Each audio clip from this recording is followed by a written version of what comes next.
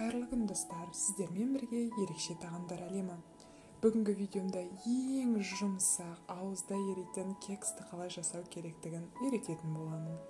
Ешқандай қиындығы жоқ, сізге тіпті таразының да қажеті жоқ. Барлығы бір-ақ кесенің көмегімен жасалады. Барлық ингредиенттер төменде көрсетілген. Ең алдымен бір жұмыртқаға бір кесе шекерді салып, жақсылап көпіртіп араластырыңыз. Және оның үстіне бір-ақ кесе сүтіңізді құясыз және венчикпен араластырыңыз. Ендігі кезек сұйық майға келіп жетті. Оның да көлемі бір-ақ кесе. Осы консистенциямызға құйып араластырып және оның үстінен електен өткізіп, 2 кесе ұн қосатын боламыз. Және сол ретінде ұнға араластырып, 1 шай қасық разрыхительді қосып жіберсеңіз, кексіңіздің көлемі ұлғайып, өте әдемі болып шығатынына мен кепілдік беремін.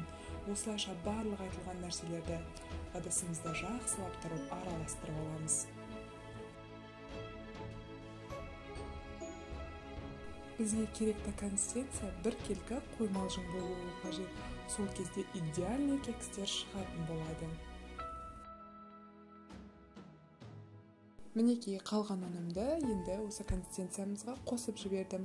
Солайша кексіміздің қоспасы дайын болады. Енді кекстарымды құйып бастайын. Менде арнайы қағаз формалар бар.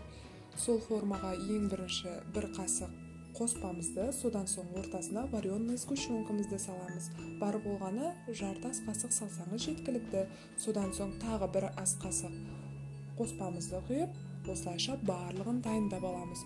Көлемі форманың жартысына келуі керек, себебі пісу барысында ол көтеріледі. Осылайша қып-қызыл әдемі етіп 20 минутта 180 градуста пісіріп алатын боламыз. Сол кезде біздің кексіміз өте жұмсақ болады. Сіз де жасап көріңіз.